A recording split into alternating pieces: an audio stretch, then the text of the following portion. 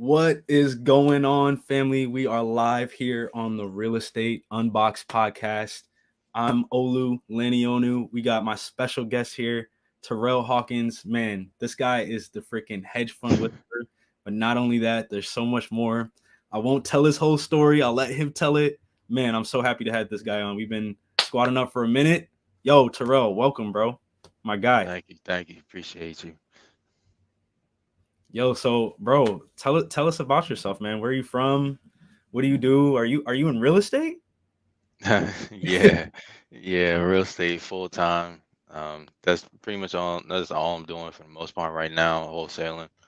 Trying to get more deals in the pipeline. But I'm from Maryland, native Marylander. I think that's what they call it, native Marylander. I Terrapin. grew up in the DMV all 24 years of my life, so it's not all I know, but it's most of what I know.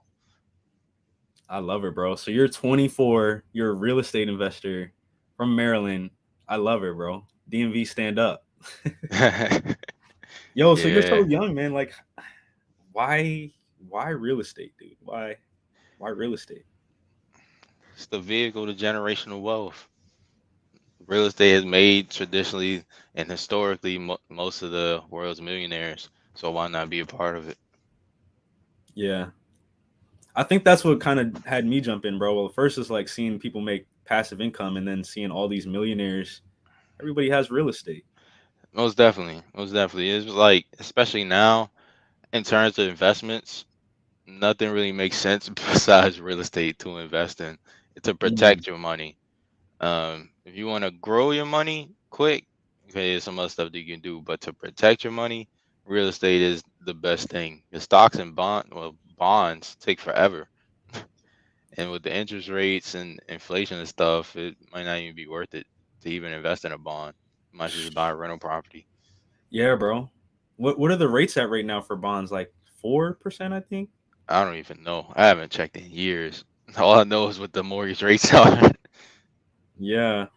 Tell me more about that, bro. Like, because I see a lot of people like they're getting slaughtered in the stock market. Like the blood is in the street. So, what are Yeah, people to do? and I don't know. I see a lot of people using bots trying to combat the market and stuff like that, but it's too much. I stopped investing in stocks a few months ago. Actually, stocks and crypto is just it's too volatile for me. I'd rather just save my money and focus on investing in the real estate so I can hedge against inflation that way.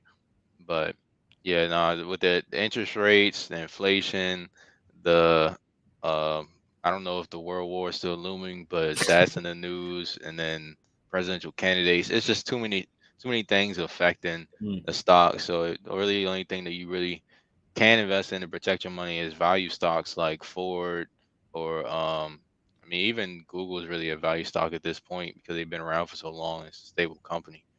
But yeah, at that point, you're pretty much betting on dividends, and yeah, that's every 3 months most time. bro. I think what did it for me is like just like on what you're saying, bro. Like when you look at the correlation between the stock price and what the actual company is doing, they were just getting wider and wider apart. Like they were just getting so uncorrelated. And for me, like I can't manipulate a stock's performance. That is illegal, right? That's against the Right, law to do that, right. right? But I can always manipulate a real estate asset's performance by improving the condition, adding different types of tenants in there, getting, government sponsored tenants in there, right? There's Exactly. so You're many more in different, control, yeah, way more in control of your financial future and your investments instead of just being at the mercy of what is happening in reality and what's happening in the world. It's the whole hmm pandemic. I mean, the biggest thing with the pandemic, if you already had a rental property, was the fact that your tenant might not be paying. That's out of your control. You can't control that. It's just nah, no one expected the pandemic to come. yeah, that one was definitely out of But if out of you were left field. getting gut funded tenants, you were fine pretty much during that time. You at least getting something. Yeah, definitely. What did you see like with all of that stuff going on? Because I want to get more into like everything you do, bro. Like how you got started, why, and what is your focus? But I know you're stuck. You're not stuck, but you're like deep in with these hedge funds. Like they know Terrell. You know what I'm saying? Yeah. What did they do? Like, because they're the big money. They do all the research. They're like Starbucks. You know what I'm saying? Before they go somewhere, they plot it out.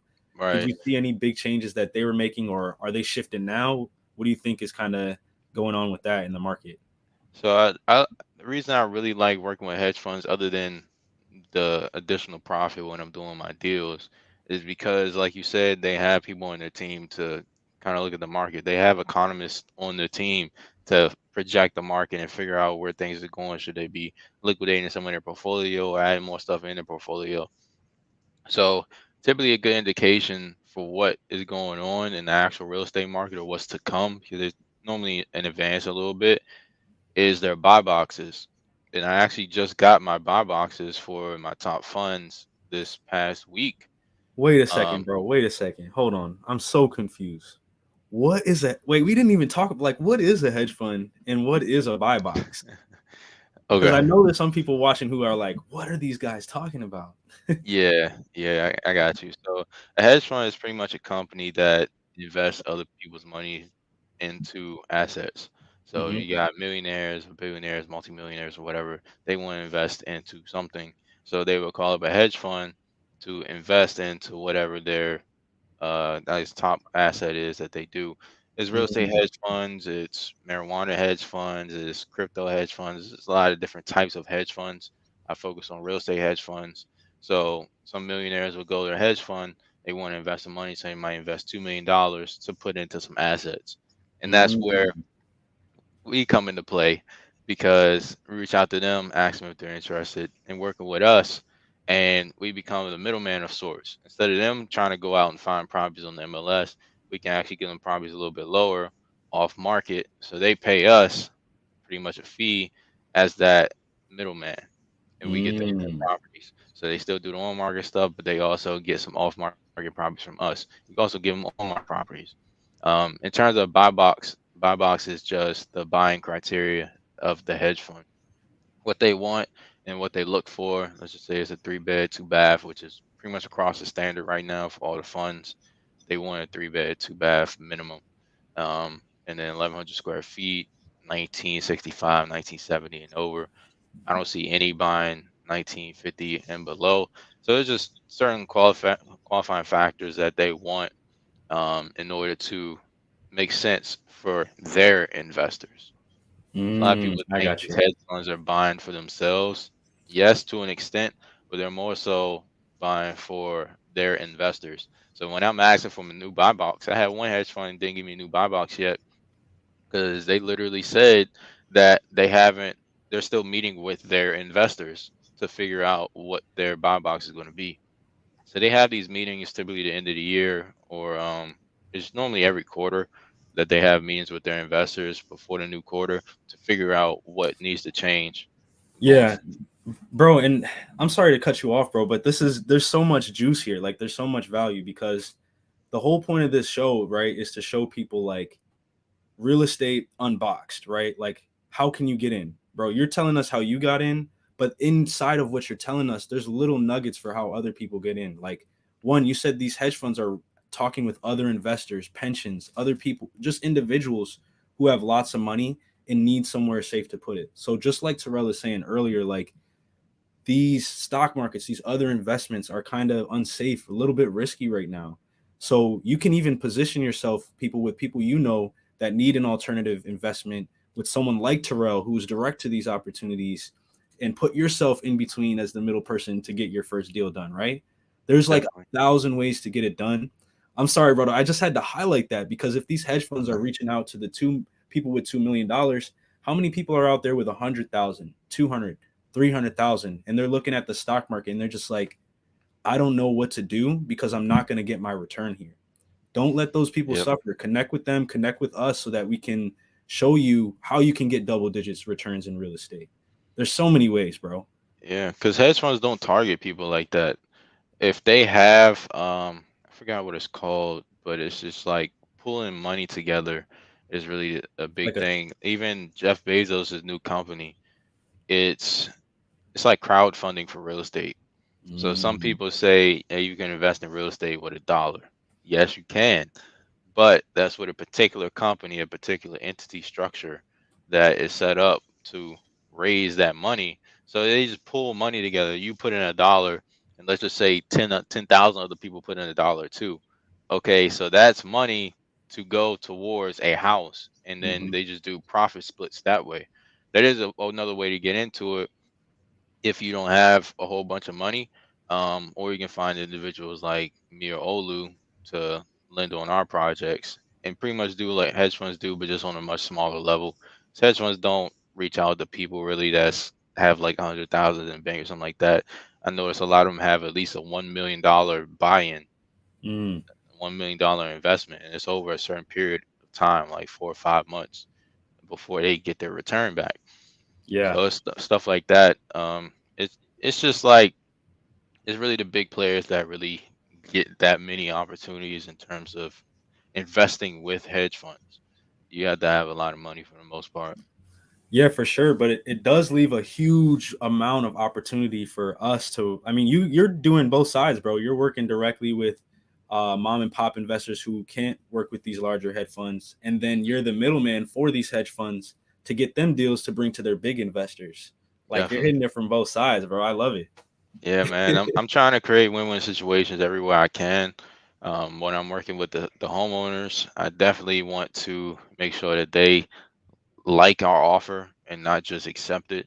Because I want it to be fair, and I want that referral afterwards and a good review. Matter of fact, a good review. I do everything to try to get a good review from the homeowners. At this point, man, I see them as clients. Really, I don't just see them as sellers. It's like clients, especially with the type of homeowners I'm dealing with. Do them a disservice to just qualify them as a seller, because they're going through a lot of stuff now. Everybody is. So I try to Yeah, level bro. with them and be fair with everything I do to create a win-win situation. Same thing goes with the hedge funds. They're pretty straightforward and black and white with what they want and what they offer. So it's pretty easy that way. I know what they offer typically in advance based on my experience and my training, and Yeah. I use that to anticipate what to offer to the homeowner to try to get the property at a good enough price so it's a win-win situation for all the parties involved. Bro, that's literally all you can do. Like a lot of people in this business, they will literally approach this just as a seller as a property address. What's the condition? Here's my offer. No emotion or anything involved. And one thing that Yep. I learned in all aspects of life, dude, people are very logical, but we make decisions emotionally. No matter how hard I try to tell you, I don't make my decisions emotionally. Everybody makes their decisions emotionally and justifies them with logic. So if you can make a friend with the seller, really dig deep and problem search. That's the first step. If you can really dig deep and understand their problem, it gives you that room to become their friend, right? And now when you present a solution or an offer which really is a solution to their problem, it's not just a number. It gets you a lot further and it allows you to create these win-win situations that Terrell is talking about with the homeowner or the hedge fund, right? Because you got to kind of do a little bit on the back end with them, right? Make sure they understand Yeah, the good opportunity they're getting. definitely. Definitely. I'm working both sides really. Currently at the moment, I'm handling all the higher level acquisitions and dispositions, but the dispositions is really easy now with the hedge Mm. funds. I don't need to search for a buyer. I already know who I have. I send it to them. If they don't want it, fine. I send it to the next one. But it's only like five, six max that I really send a particular deal out to in a given market. So it's not like I'm searching for a whole bunch of buyers, having them do walkthroughs and stuff like that. No, I know who I want. I know who it could be a fit for. I just match up the buying criteria and I send it over to Mm. them. If they want it, cool. If they don't want it, cool. I just move on to Mm. the next one, and that's how pretty much how I go. So I don't really stress about dispositions. I don't need to do open houses, worry about that. I'm virtual, so if I have a seller, a homeowner that wants to sell, and I'm under contract, and I need to bring in my buyers, okay, if they live in the house, it's going to be a little complicated if I don't have boots on the ground there to make sure everything's cool. They might discuss price, something else Mm. might happen, some altercation might happen. You never really know, especially nowadays. I don't have to worry about that at all with the hedge funds. I send out one inspector that's licensed by the state, and they do the inspection. They don't know anything else. They don't discuss price. Then when it's all over, they leave, and I just continue conversation with the hedge fund. There's no discussing price. There's no altercations. None of that. Bro, It's that's just beautiful, smooth. man. I love that, dude. It's so smooth on the back end because a lot of people are experiencing a lot of crap with dispo and buyers backing out. How do you Yep. even go about like finding these how do you even know that hey, this person might sell? Like what do you do to find stuff like that? So you look for qualifying factors, really. Even if they don't have qualifying factors, it really just lessens the chance that you'll be able to get somebody that's interested in moving away from the house or liquidating their house. What do you mean But qualifying factors? Like what do you mean by that? qualifying factors like if, as I mentioned earlier with the moratorium and the pandemic, if Hmm. the seller, I keep saying seller, if the homeowner has a tenant in place that hasn't been paying, that's a qualifying factor that they might want to sell. If the property is Mm, vacant, that's a qualifying factor they might want to sell. If they're behind 20,000 in federal taxes and it's linked to the property, that's a qualifying factor that they might want to sell. I And would think. nowadays, MLS fail, if they list it with the realtor, doesn't sell in the market and they take it off or the listing agreement expires, that's another qualifying factor. So those are just Mm, examples. You can get real creative with it. And I think the most successful people doing this, doing wholesaling, are the ones that are the most creative in terms of list pulling or pulling those qualifying factors and pulling lists with those qualifying factors. okay. So if I'm understanding you correctly, bro, one, you're looking for like motivations or pain points or things that might get a seller to want to sell. I mean, 20 grand in a lien from the government, that's a pretty motivating Right. qualifying factor. And then on top of that, like you're not just going and willy-nilly just like, oh, I'm supposed to find lists and talk to sellers. You're not doing that. You're kind of taking a more targeted approach, it sounds like, where you Definitely. talk to the hedge fund, you get their information, and then when you're pulling the list, you're already pulling it based on what they told you they want to buy, and you're just going right after the people who have stuff they need help with, so that you can Right. make a friend, solve a problem, and solve a problem for the hedge fund. Right. So I'm a reverse Jeez. wholesaling. So I have the hedge funds buying criteria. I go to my list pulling platform and I put in the criteria for that given market. Let's just say I'm pulling Indianapolis. I put in 3 bed, 2 bath, like 1950. It has to be Mhm. under an acre. Max equity estimated, not max estimated equity, max estimated value value like 350,000, and Mm. the minimum estimated rent like $1,100, and then that's my base list. Then I find, okay, what qualifying factors do I want to go after? Do I want to go after people that couldn't get their property sold in the market? Do I want to go after people that have multiple mortgages and the Mm. interest rates is affecting them? Do I want to go after people that have adjustable rate mortgages? So this is just like different qualifying factors, but I still got that base list, and I pull the list. All I have to do, my job now, is to reach out to these people and see who's interested in selling their house. If they're interested, okay, I gotta figure out what price can we agree at to where I can still make my profit with the hedge fund. Then I Mm. estimate that, get on the contract, and then I send it over to the hedge fund. They give me a solid offer. I figure out if I need to renegotiate or we can move forward. That's literally my acquisitions process. Wow, bro. It's almost like you could automate almost all of that. Like you don't even Yeah. need to be a part of most of that. How did you Yep. get over it? Because I feel like a lot of new people, they might have a fear of like, okay, all right, I did what Terrell said. I have his buy box because I'm going to work with Terrell because he already has the hedge funds versus me trying to reinvent the wheel, go and find them. So if I have the buy box and I pull a list based on, the criteria they want, all right, I got my base list. I throw in some pain points and reach out to them. How do I even know that what I'm like offering is something that the hedge funds would entertain? Like, how did you figure that out? And what does that look like? Experience. Experience. Um, I offer training, but all the training I offer is based on my experience of doing multiple deals with these hedge funds. They don't Mm. tell you what they're going to be at most of the time. They just say send over some properties and they give you an offer.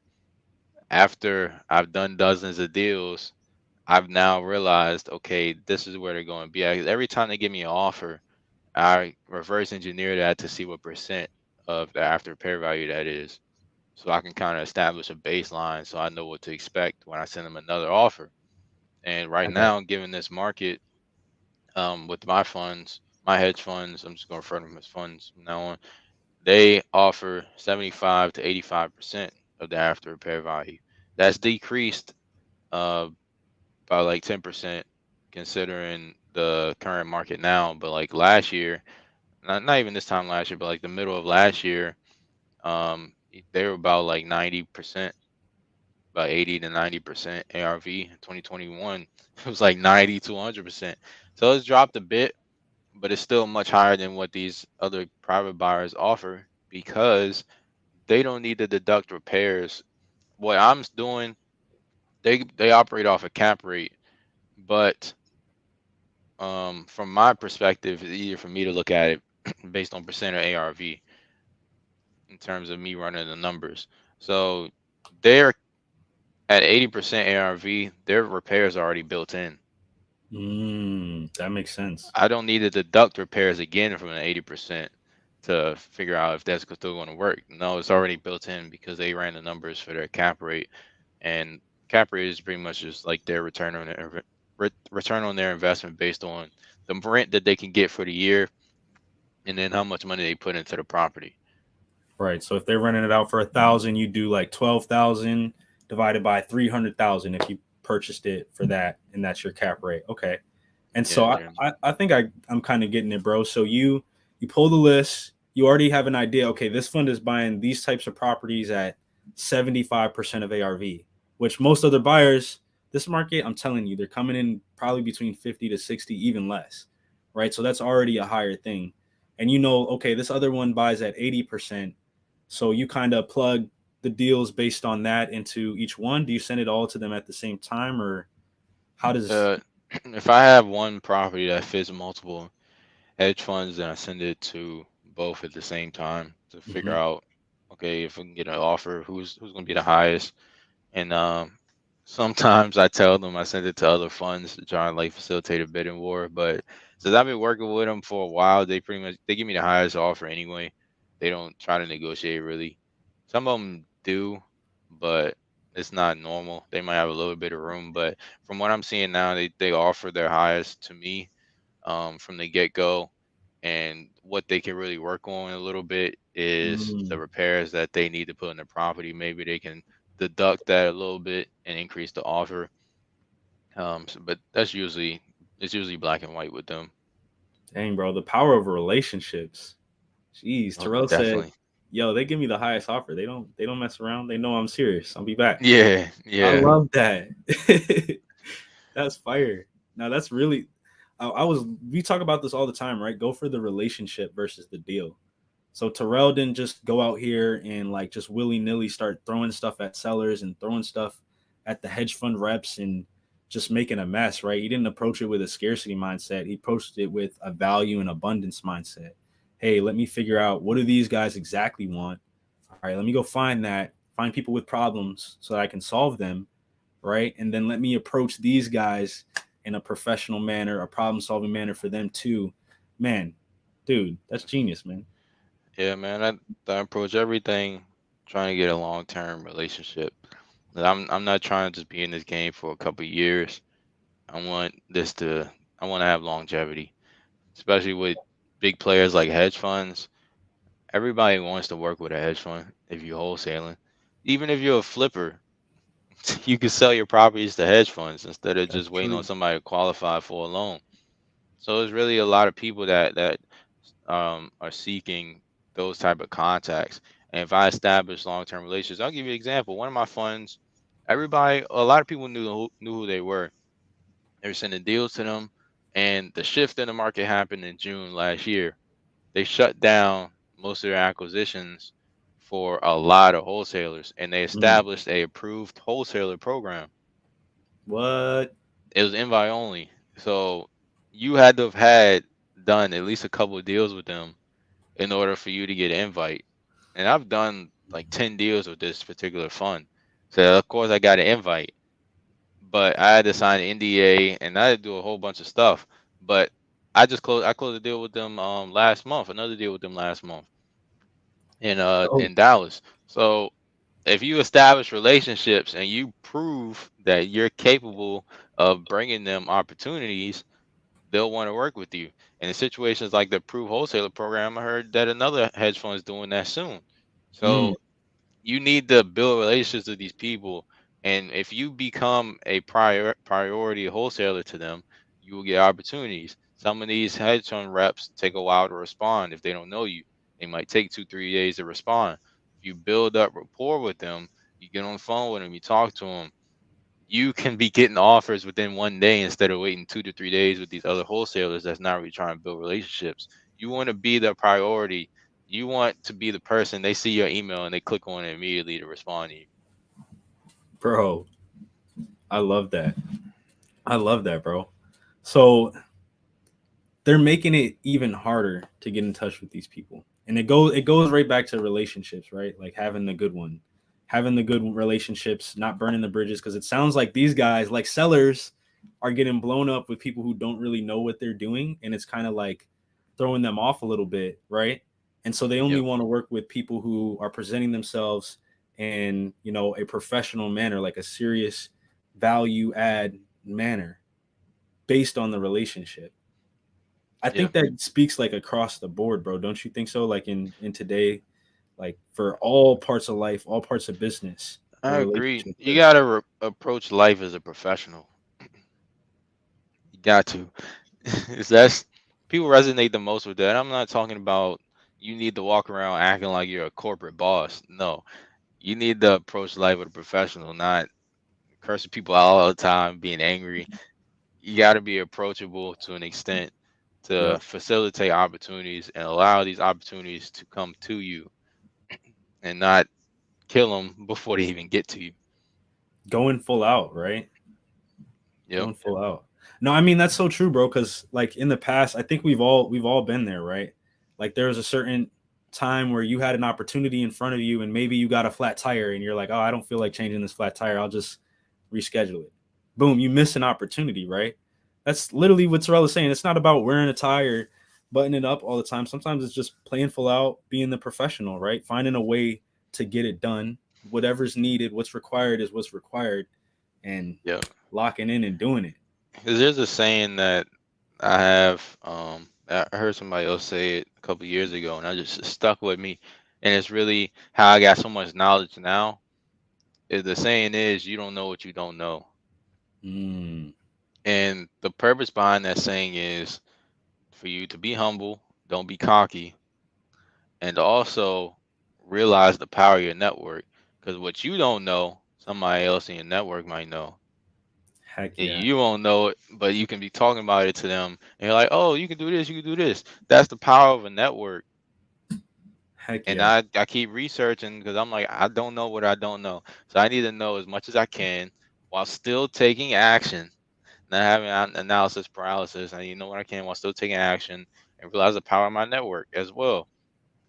Yeah. Not only like the power of your network is insane, bro, because what you don't know, and that other person knows.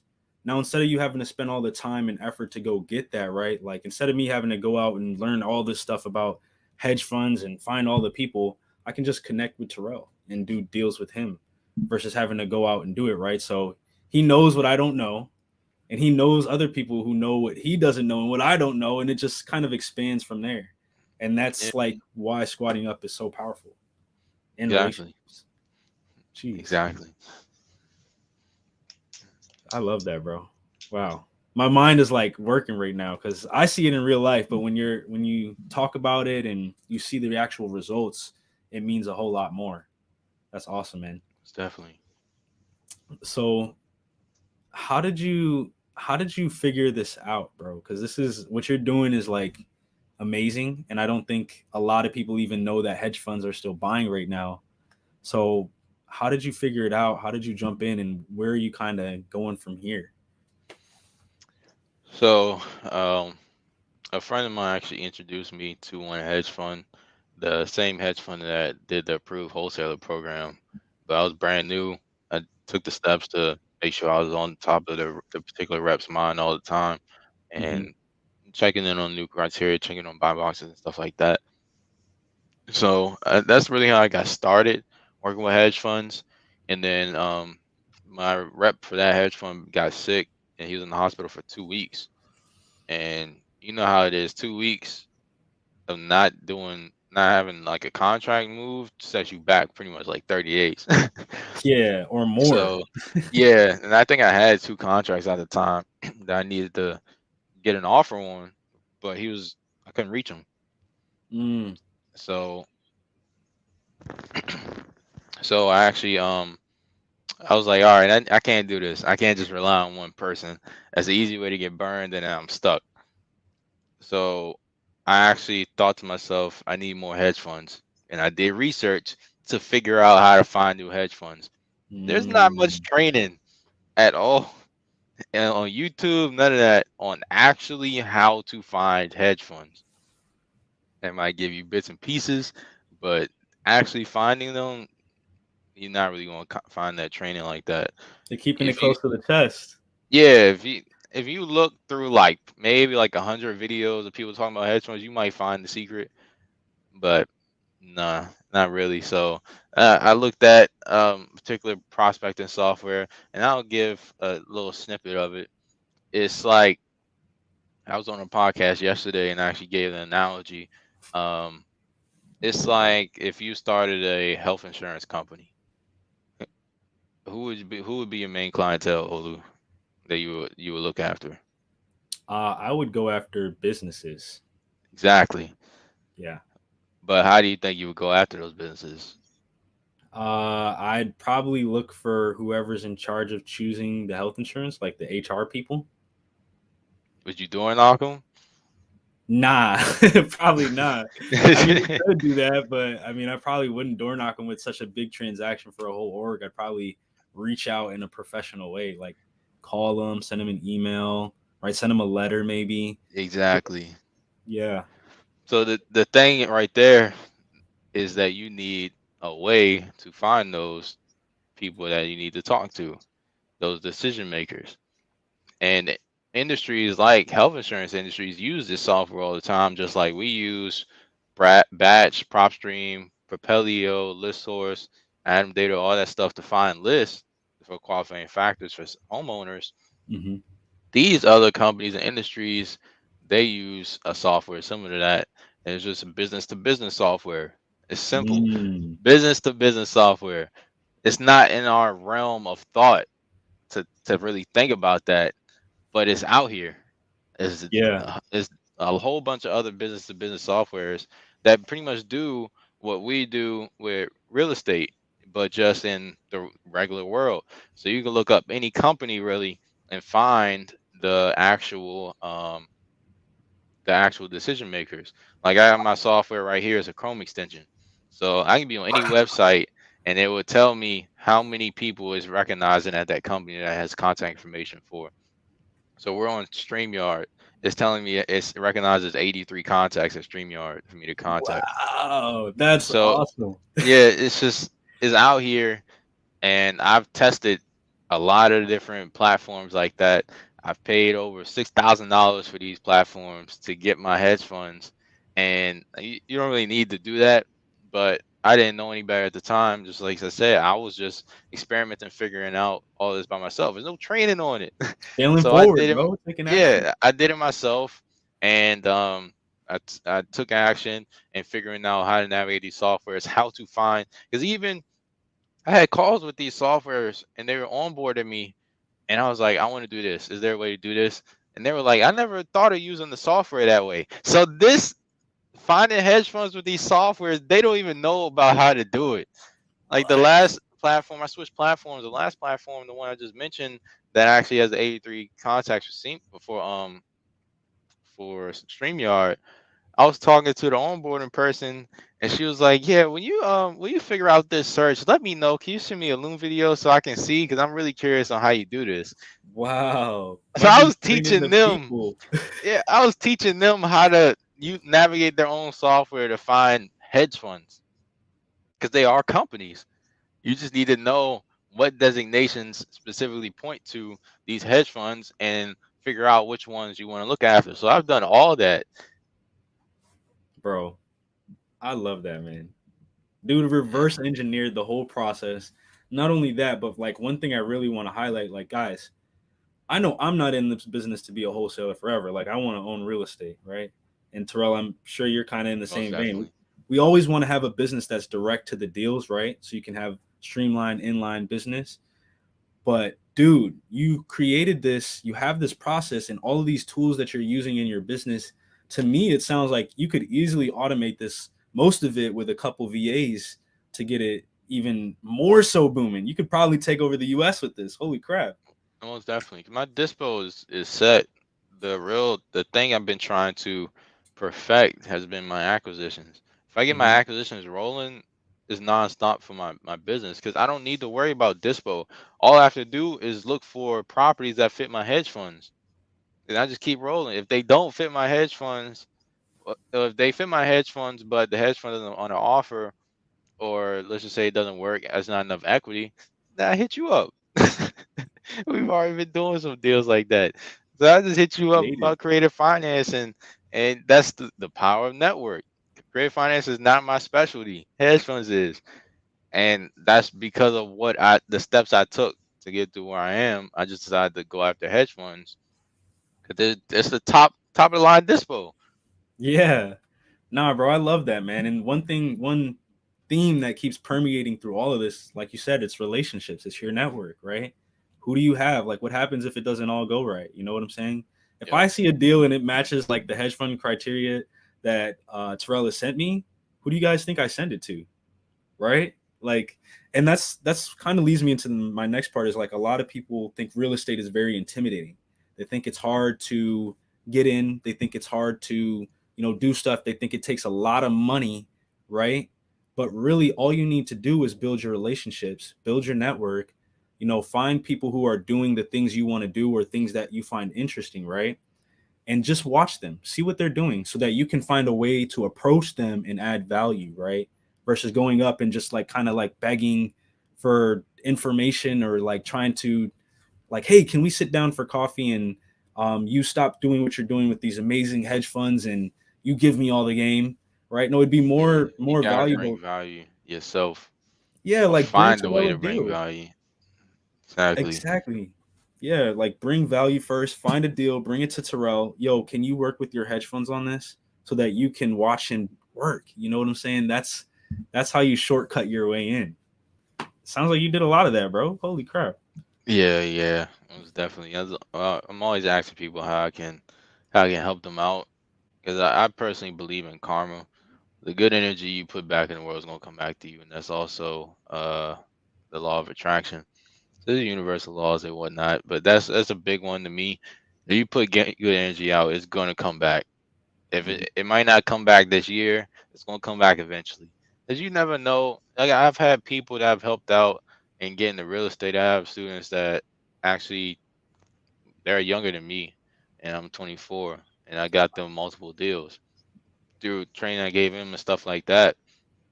And I already know they're gonna be forever grateful because I got them into actually tasting success in real estate. And both of them, they didn't really come in what I had to spend much more money when I started than they did, but they had somebody to look up to and bounce ideas off to show them you don't need to spend that much money to get a deal. I think they both spent maybe like $200, not including earnest money, which was refundable, Wow. to get the first couple of deals. So yes, real estate can take a lot of money to get into, but if you know the right ways to get through the cracks, then you'll be able to scale that up and get to where you need to be. Because over here, let me point correctly. Over there, that like wood thing, right there. Yeah, I see it, bro. Yeah, Okay. that's my first check. Hey, let's I go. have it there as motivation. That's $3,500. I've done over $300,000 in sales in the last 2.5 years. I've been wholesaling, That's all fire. from that $3,500. I haven't put no new money into my business. I just kept flipping that $3,500 deal after deal after deal, scaling, evolving my marketing, evolving my mindset, evolving my skills to keep going. So I went from $3,500 to over 300,000 in 2.5 years. Let's And go. this is without me having like real deal mentorship at first. For like the first year or so, I didn't really have serious mentorship like back and forth. Like how close me and you talk, I didn't have like a mentor like that the first 2 years where I can just hit somebody up like that. I'm not even your mentor, bro. We were peers. We were like ironing, Yeah, yeah, sharpening yeah. iron. But like I'm saying, like I can text you, I can call you, and we can hop on the phone same day and stuff. I didn't have a relationship like that with a mentor back then. It was more like a Mhm. distant mentor, Yeah. and that's cool. But you need somebody to really be close to you and and like hop on a call and stuff like that. Not like all the time because they do have their own business. You still need to find a way to bring value, but just having somebody close proximity in terms of communication like that is extremely, extremely helpful. It changes the game, bro. Like you said something earlier that I like really want to highlight. Like you said it can take a lot of money, but if you know how to get through the cracks, right? That's the how, right? So you knew how to communicate with hedge funds, how to figure out what they wanted, how to find them, right? But at the same time, you had who? You had the reps there. You had the sellers, right? When you Mhm. combine the who with the how, boom, 3,500 to 300 grand. It's what it looks like it turned out to and counting, like and counting. You know what I'm saying? Yeah, So that's awesome. yeah, man. You just you find the cracks, figure out what to go after. Because what would you say is the easiest ways to get into real estate? Would you just say is wholesaling and lease options, or would you put in creative as well? Bro, I think it depends on the person and the skill set that they already have. Because sorry, I'm just trying to plug in my charger. But people who have like an integrator mindset, maybe they're good at Excel, maybe they're good at running numbers, right? An easy way for them to get in is to find someone who's doing a lot of deals. Maybe they're doing multifamily or whatever. So be like, yo, I'm really good at underwriting. I've already done a lot of work to learn this. Like, let me help you underwrite all your deals so you can focus on getting more, getting bigger deals, right? That's one thing you could do. Or it could be someone who's like at a full time job all the time. They don't have I was just talking to one of my friends about this the other day. From we were on sports teams together in high school, and he was telling me how he wants to get in. I'm like, dude, you have all these connections at your really high level 9 to 5 that people who have been there for 40 years making lots of money. You're there making lots of money. You're connected with these people. You're young, right? Instead of trying to spend all this time escaping the 9 to 5 that you might enjoy, right? How about connecting with people there, planting a couple seeds, right? And then you know people like Terrell, you know people like me who are in the business full time, and you like bring deals to them. Hey, look at this deal. I know your retirement fund is getting you 4%, but looks like they're paying out 10%, right? And you just Yeah, kind of find and little ways to add inflation's like value. 7%. Yeah, exactly. Like you'll still make 3%, dude, Yeah, versus losing money. they definitely losing money right now at 4% annual. Yeah, yeah. But So that's that yeah, that's solid. That's solid because personally, like my goal for my company, I never wanted to own like a Microsoft or something like that, a big company. hmm It's not what I want to do because after a while you start getting out of touch with your employees, and I don't want that. I still want my vision to be good. If anything, I will get it to a certain point and sell wide our investments. But I'm not going to be managing a big company like that. Um, and I want it to be capped off at 10 employees, 10 people working for me. They don't have to all be like W-2, but 10 people working for me, and that's not including me. And I want all these people to be rock star employees. Ideally, they're consistent, they know what they need to do, and stuff along those lines. But in terms of, um, well, I forgot where I was going. Dang, I just lost my train of thought. no, all good, bro. We were talking Oh, about I found it. oh, go ahead. Entrepreneurs. So I'm an entrepreneur. Olu's an entrepreneur. We work for ourselves. An entrepreneur works in someone else's business to better their goals in the long term. They're Mm, willing to humble themselves, work with someone else to learn, apply their knowledge to that person's business, figure out how it operates to expand your own personal interest later on. I'm not saying like compete when you're working for that person, but you're learning the process going on and on. You work your regular 9 to 5, if you have regular 9 to 5, you're learning how it works. It's just how do you learn to do your job, but you also pick stuff up along the way. Same thing as being an entrepreneur. You're doing your job working for someone else, but you're picking stuff up along the way to potentially be able to go out and do your own thing, depending on Mm, if that's what you want to do. Or you could just be a higher level position at a company, a mm, smaller company, and you could have equity splits, whatever. bro, yo, we done gave them some gems, dude. But that one right there is incredible. Like, guys, instead of trying to go out, build your own company, right? If you want to do that, do it, right? Find the people who are doing it and learn from them. Seriously, like pay for mentorship. It's the most investing in yourself. The S&Me 500, as Hormozy would say, is the best investment you can make, right? And if you're Also, not one of those entrepreneurs, if you're more of an entrepreneur, don't want to worry about all the ins and outs of running a business, find someone who's doing it and find a way to add value for them. Make calls for them, right? Lock up deals, underwrite, bird dog, find new hedge funds for Terrell, right? Learn the process. You know what I'm saying? And there's got to so get in many the ways. It's trenches. crazy. Got Yeah, to get in gotta the definitely. trenches to start. It's really how you get your foundation. If you don't have a foundation, you're stuck. You're not Yeah. going anywhere really. Or you, if something like this right now happening in the real estate market happens and you don't have a foundation, I've already seen it. People just stop wholesaling. They get out. They get a job. Yeah, You need bro. a foundation. You need something to go back to in order to um re-engineer it. 'Cause like this year, Mm-hmm. I went back to my roots. That was a focus of me, a focus of what I was doing. It go back to my roots, figure out what I want to do and how I'm going to get there, and who am I going to be around to help me get to that point. Heck yeah. That's so important, bro. I like you literally just like put out so much important information, like concepts and stuff that people miss and it costs them way more money than they would ever think.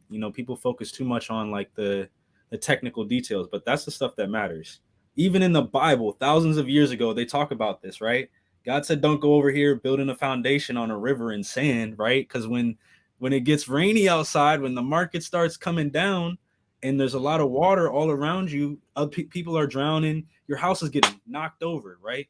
But yeah, if you build it on a solid foundation with relationships and solid processes and all of these things that are important to keep things like real, right? Grounded, going levels deep. When the rain comes, it might shake a little bit, might get a little wet, but you're still standing ready to take on the next fight. So yeah. that's Because so there that's was really a good. period of time, like the first year and a half of me being in this business, I was well rounded. I could do anything really. I didn't know about creative finance at the time, but like the ordinary stuff, I can do anything. I can dispo a deal, I can get a deal, I can do all this stuff, organize the CRM, customer relationship management platform, I can do all that. But then I saw people like you, saw people like other people in sub two community because we're both students in sub two community with Pace Morby. Yeah. I see people great at creative financing. They're great at underwriting deals. They doing multifamily, doing commercial, all this. And I'm like, dang, I'm really just an ordinary wholesaler. I don't have any specialty. I'm just good at everything. And that's really why I went deep in the hedge funds because I'm like, I need a specialty. And I went in, I figured out how to find hedge funds. The most hedge funds I had at the time was 15. I had all their Mhm. buy boxes. That's crazy. And I was trying to set a record. I was like, all right, who has the most hedge funds? How many do they have? I do. Yeah, I love it. 15. Let's So go. I was Nah, like, that's yeah, dope, bro. I'm the hedge fund guy at that point. I never like publicly said that, but I thought to myself, people call me a hedge fund guy now. Yeah, you're the hedge fund. I call you the hedge fund whisperer, bro. You do, give me 50,000 more on this deal. I'd be like, okay, anything for you, bro. No, that's dope, man. Yo, I know you got to run because Terrell's doing deals. He got to go handle a deal. So bro, where can people find you? Do you have like a course that people can jump in? Like, how do Yeah. what's up with that, bro? So, people can find me here on my Instagram. This is my Instagram and my TikTok. Instagram is the best place to reach out to me, honestly. Check Instagram all the time, really. That's the best place. I do have a course. I mentioned a couple times I have training that I went through a little bit, but I've put my own spin on it. Okay. And same thing with the business to business prospecting software. I go through how to use the top ones that I've actually used and spent thousands on already. How to speak to the hedge funds, how to actually get them to respond to you. I give you the scripts, I give you all that, and I'm Ooh, actually going to start doing a bi-weekly, weekly, like office hours type thing to make sure you guys are on the right track. And it's already a consultation call that is included in the course. So all that is cool. No one else is doing a comprehensive training on how to find hedge funds. I've never seen that anywhere ever before, bro. Yeah, Like no, never. they'll give bits and pieces, but I'm literally giving you everything. I even have a video in there, A to Z, literally everything. How I did a wholesale deal. It's actually a JV deal. I bought it from a wholesaler and flipped it to the hedge fund. I show you the pictures of the house. I show you the HUDs. I walk through the HUDs. I show you the email communication between me and the title company, me and my TC to the title company. I show the emails to the hedge funds on how I actually sent the deal, how I got them to respond, me trying to follow it up with them. Literally everything. It's like a 45-minute video. It took me a while, but it's very valuable for somebody to see that has never worked with a hedge fund because you get to see the full picture on what That's goes awesome. into it. The only person I That's talked on the amazing. phone to was the seller. I don't ever have to really talk on the phone with the hedge funds to get a deal done. I just shoot them over email.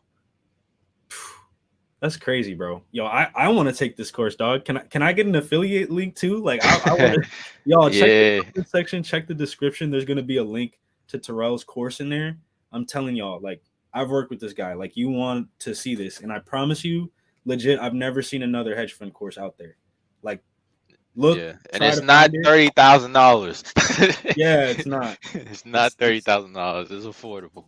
yeah, it's something you can get in and do some deals and get your money back quick. I love it.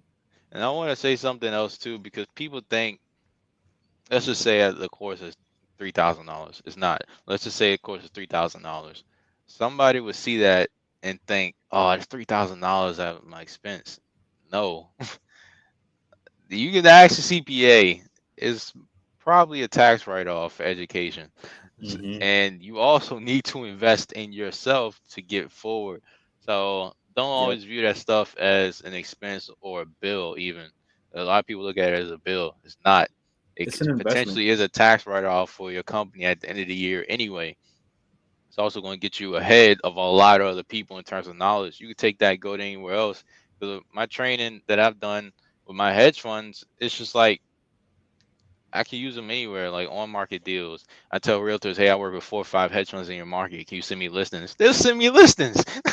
Because especially now, no one is really buying high except retail buyers, and they're backing out because they can't get financing for the house. So Hmm. stuff like that, or if I want to do novations and sell it to the hedge funds, I can do that instead of me doing novation and sell listing on the market. So Bro. it's a lot of flexibility that you can have when you actually have hedge funds in your network that you are direct to. Not like you know someone that knows someone that has a hedge fund. No, no, no. You are direct to the hedge fund. That's where you get the power. And you can even sell your list if you want to. Whew. Dang, bro, monetizing every way, bro. Sheesh. Yeah, but we definitely need to get you that affiliate, man. Yeah, bro. Set me up with a link, bro. I'm posted in the comment section on Facebook. Any clips we'll have, we'll throw it out there so you guys have access to it. I'll put it in the link in my bio so you guys are able to easily find it. And if you're watching this on YouTube, it'll be in the description link within the next day or so. So y'all can go in and check out, yo, how do I get in touch with these hedge funds? How do I find them?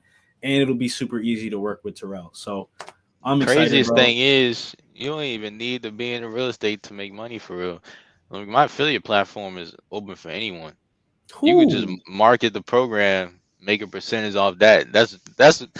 That's money. That's what Pay say is sushi money. Sushi money. That's sushi money. Yo, if y'all leave here today not knowing how you can make some extra money this month, this year, this week, like you weren't listening. So Nah, that's definitely awesome, weren't. bro. That's dope.